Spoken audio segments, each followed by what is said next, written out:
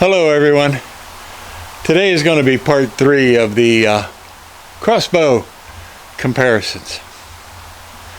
I've done a lot of thinking. It's been a few days. Some things have come up and things have happened, and we haven't been able to keep up with it on a day, then a next day, and a next day type of basis. There's been almost a week since I did part 2.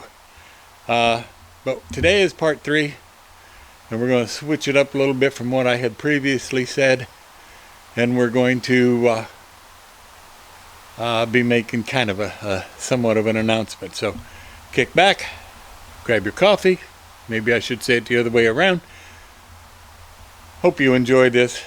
We'll be back in just a little bit and get started with the comparisons of the two crossbows.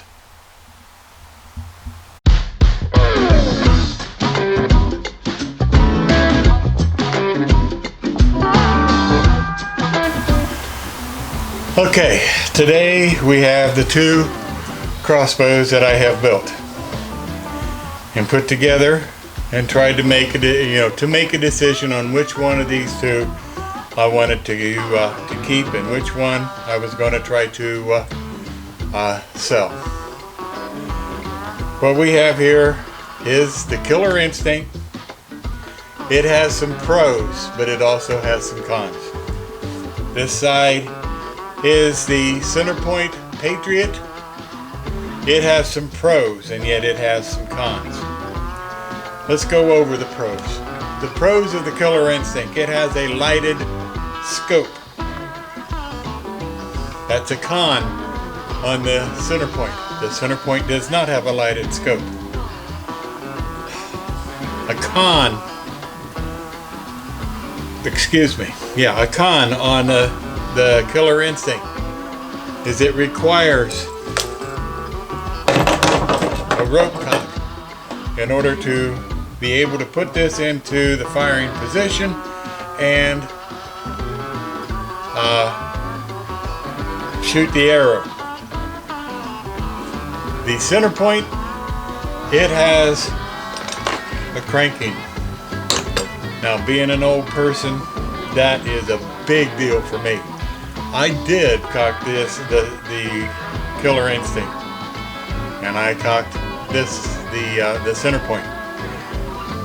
It was much harder for me to do the Killer Instinct than it was the CenterPoint. Now, there are a number of videos on YouTube about this Killer Instinct.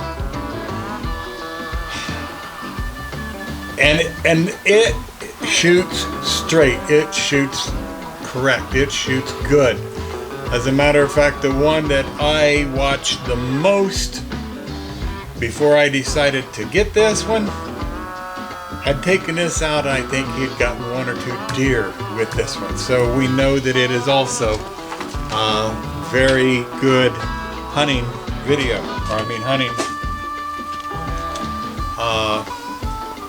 hunting bow.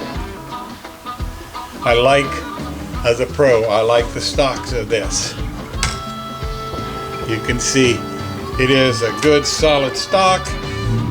It has a groove in the back for the rope when trying to cock this and get it ready for fire. It has a good feel, and it weighs just a little over, just a little under 7 pounds. The CenterPoint, it has more of a narrow spread across here than this, and you can see that in itself right here with the video. That's a pro to me. The blind that I have is not that big, and I need something fairly small to be able to maneuver around in it. They both have 3 arrow quivers, so that you can honestly say is, there's no, 6 of one, half a dozen of the other when it comes to that. The big item that separates these two is the crank cock. To be able to take this and put it on and simply crank it to get this ready for fire again is huge for me.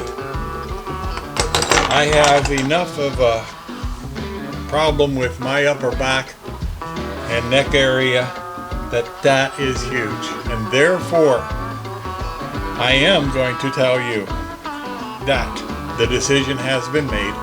I am sticking with the CenterPoint.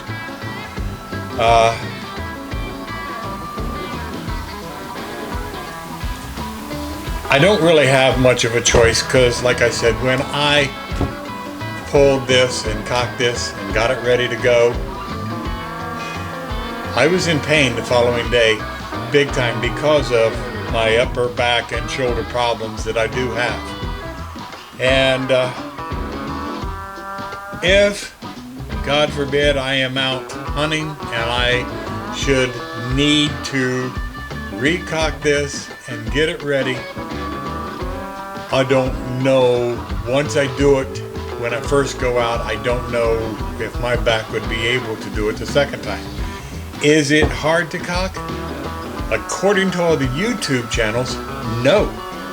According to the YouTube channels that have reviewed this item, they said this is not bad at all compared to some of the bigger, better, more expensive models. This, again, like we talked about before, this Killer Instinct, which is a fierce 405, shoots a bolt out, a 22-inch bolt out of 405 feet per second. Is a beast, but not in the weight, not in size, but in speed and being able to bag your prey.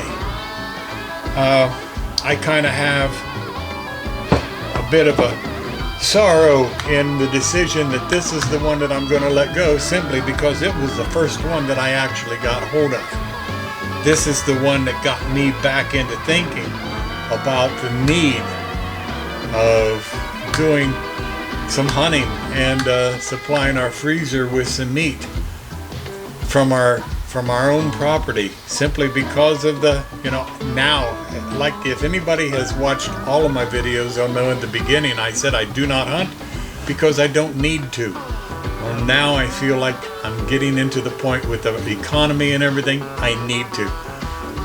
But I also have to be practical. I'm going to stick with the Patriot 425. The Patriot CenterPoint Patriot 425 shoots at 425 feet per second, which is very little more than here, 20 feet per second more, but that's not a big deal because this one has even shown that in a lot of cases when shot at a deer, it would, and if, it depends upon how close you are, but let's say 25 yards, it's not uncommon for it to shoot the bolt clear through.